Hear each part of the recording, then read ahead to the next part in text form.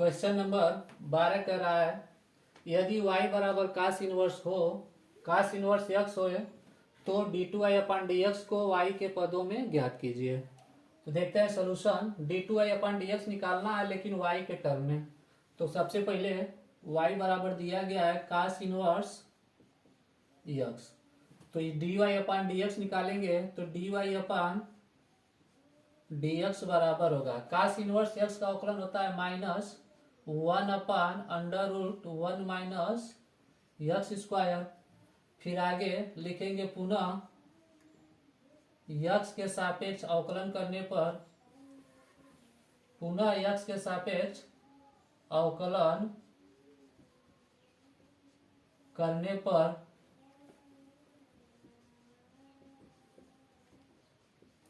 पुनः एक्स के सापेक्ष अवकलन करने पर अवकलन होगा तो d two y upon d x square, d two y upon d x square बराबर, देखिएगा यहाँ अंश बटा में हर वाला है तो पहले हर लिखेंगे तो under root 1 minus x square d by d x minus 1, फिर माइनस अंश लिखेंगे -1 डी बाई डी एक्स, हर में दिया गया under root 1 minus x square पूरा के बटा under root 1 minus x square का होल स्क्वायर। या इसी को सॉल्व करेंगे आगे तो 1 का अवकलन 0 होगा, under root 1 minus x square गुणे 0, फिर माइनस माइनस प्लस हुआ रूट का, ध्यान से देखिएगा ये अंडर रूट में है तो पहले करड़ी का स्क्वायर रूट, करड़ी का अवकलन करेंगे तो करड़ी का होगा 1 अपान 2 रूट में 1 माइनस एक्स स्क्वायर, फिर उसके बाद 1 का करेंगे तो 0 होगा, माइनस एक्स स्क्वायर का होगा 2x पूरा के बटा, यहाँ रूट से स्क्वायर करेंगे रूट का तो रूट हट जाएगा, बचेगा 1 माइनस एक्स स्क्वायर। यह तो वैल्यू 0 मिला और इधर मिला -2 एक्स अपान 2 से 2 काट दें, देखिए इस वाले 2 से यह 2 कट गया तो बचेगा खाली माइनस एक्स बटा में under root 1 minus x square और इधर 1 माइनस एक्स स्क्वायर। फिर इसी में लेकिन अब तो यह d two y upon d x square मिला, d two y upon d x square मिला। अब हमसे क्वेश्चन में कह रहा है कि d two y upon d x ज्ञात कीजिए लेकिन वाई के टर्म में, किसके टर्म में? वाई के। तो y का वैल्यू यहां से अगर निकालेंगे, अगर y बराबर कास इनवर्स x है तो x बराबर हमें मिलेगा कास y, अर्थात जहां जहां x है उसके जगह कास y रख देंगे। D two y upon d x square यहाँ रखेंगे माइनस कास x बटा में under root 1 minus cos square x, इधर 1 माइनस कास स्क्वायर एक्स, या इसी को आगे लिख सकते हैं d two y upon d x square बराबर होगा ऊपर माइनस कास एक्स नीचे under root 1 minus cos square x का मान होगा under root sine square x, और साइन स्क्वायर एक्स को जब बाहर करेंगे तो यह मिलेगा साइन एक्स, फिर 1 माइनस कास स्क्वायर एक्स और इसका वैल्यू होगा साइन स्क्वायर एक्स, या इसी को आगे लिख सकते हैं कास बटा साइन काट होता है तो माइनस काट एक्स, और साइन नीचे से जब ऊपर जाएगा तो यह होगा कोसेक स्क्वायर एक्स, या d two y upon d x square बराबर मिला हमें minus cot x cosec square x.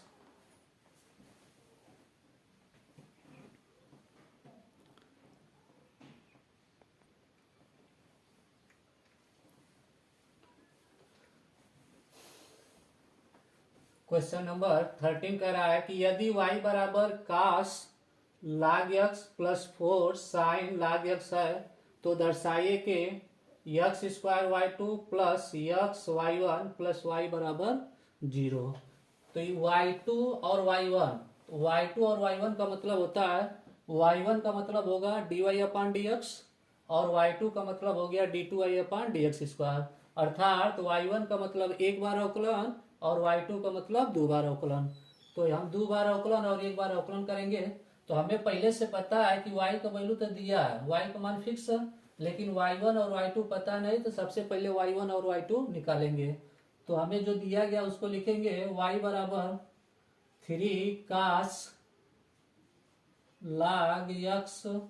Plus 4 sin log x।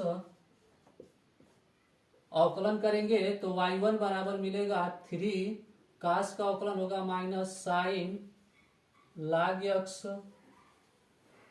log x का अवकलन होगा 1/x, फिर प्लस 4 साइन का अवकलन होगा cos log x और log x का अवकलन होगा 1/x, या इसी को आगे लिख सकते हैं -3 sine log x plus 4 cos log x पूरा के बटा x। दोनों में x कॉमन था इसलिए दोनों को x एक बार लिख दिए। फिर आगे ये तो मिला y1, y2 बराबर होगा पहले x लिखेंगे हर अपान अंश वाले के टर्म का u/v के रूप का है, तो सबसे पहले v लिखेंगे, मतलब x अंश का अवकलन करेंगे तो d/dx अंश में दिया गया -3 sine log x plus 4 cos log x अंश का अवकलन, फिर माइनस अंश लिखेंगे 3 sine log x plus 4 cos log x। अवकलन करेंगे x का, तो x का होगा dx/dx पूरा के बटा x² होगा, या इसी को आगे लिख सकते हैं x का अवकलन तो x रहेगा बाहर है, -3 साइन का अवकलन होगा cos log x, फिर उसके बाद प्लस 4 cos का अवकलन होगा log x का करेंगे तो बटा x हो जाएगा, प्लस 4 यहाँ होगा cos का माइनस साइन, इसको माइनस बना दें तो माइनस साइन log x, और x का log x का करेंगे तो बटा x होगा, -3 माइनस माइनस ये होगा +3 साइन log x, और इसमें अंदर गुणा करेंगे तो यह होगा -4 cos log x, और उसके बाद इस log x dx का हो जाएगा 1 पूरा के बटा x², पूरा के बटा x²। या यहाँ देख पा रहे हैं कि दोनों में x कॉमन है, तो इस x से यह वाला x कट जाएगा, बचेगा -3 cos log x, यहाँ -4 साइन log x, और इधर +3 sine log x -4 cos log x पूरा के बटा x²। यह तो मिला y2। अब हमें ये y1 फिर से देखिए y1 और y2 तीनों वैल्यू मिल गया है। अब करना क्या कि लेफ्ट हैंड साइड लेके उसमें मान रखना है, तो मान रखेंगे तो नीचे इरेज कर दें,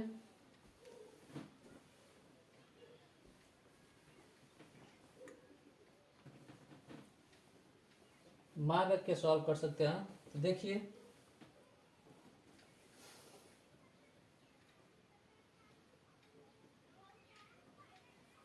left hand side x² y2 plus x y1 plus y दिया गया मान, इसका मान रखेंगे तो x² y2, तो x² का मान मिला हमें y2 का मान रखिए। y2 देखिए यहाँ 3 बार cos x और इधर 4 बार cos x, दोनों माइनस है तो माइनस में 7 cos log x होगा। फिर उसके बाद इधर माइनस 4 बार साइन log x और यहाँ 3 बार है तो उसमें से घट जाएगा तो माइनस में मिलेगा माइनस साइन log x बटा में x स्क्वायर, फिर प्लस। अब y1 का मान देखिए तो y1 का मान यहाँ मिला है, x लिखेंगे, y1 का मान है minus 3 sine log x plus 4 cos log x पूरा के बटा x प्लस y2 y का मान दिया गया है 3 प्लस y का मान लिखेंगे,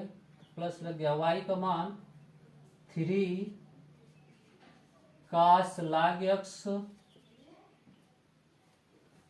प्लस 4 साइन log x।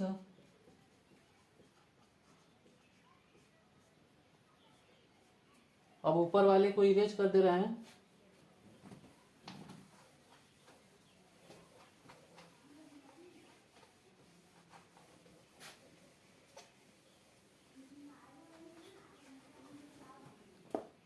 जैसा ही अब ऊपर होगा तो यहाँ देखिएगा एक्स स्क्वायर से एक्स स्क्वायर कैंसिल और इधर एक्स से एक्स कैंसिल, बच रहा है इधर ऊपर -7 cos log x minus sine log x, फिर उसके बाद इधर -3 sine log x plus 4 cos log x और इधर मिला +3 cos log x, 3 cos log x plus 4 sine log x। या इसी को आगे लिख सकते हैं, कास वाला देखिएगा, कास यहाँ 7 बार है और इधर 4 3 7 बार ये भी है तो -7 cos log x और प्लस में इधर मिला 7 प्लस में 7 cos log x। उसी तरह साइन वाला दिखेगा यहाँ 1 बार माइनस में और इधर 3 बार, कुल मिला के 4 बार माइनस में तो -4 साइन log x और इधर प्लस में 4 साइन log x। अब हम देख पा रहे हैं कि यहाँ 7 बार माइनस में कास है और इधर 7 बार प्लस में कट गया। उसी तरह 4 बार इधर माइनस में साइन है और 4 बार प्लस में साइन log है, दोनों कट के लास्ट में रिजल्ट मिला उत्तर, मतलब राइट हैंड साइड, और आंसर इसका प्रूफ हो गया 0। यही हमें प्रूफ करना था। फिर से समझ लीजिए, सबसे पहले हमें दिया गया कि यदि y बराबर 3 cos log x 4 sine log x है, तब कह रहा है कि दर्शाइए कि x स्क्वायर y2 प्लस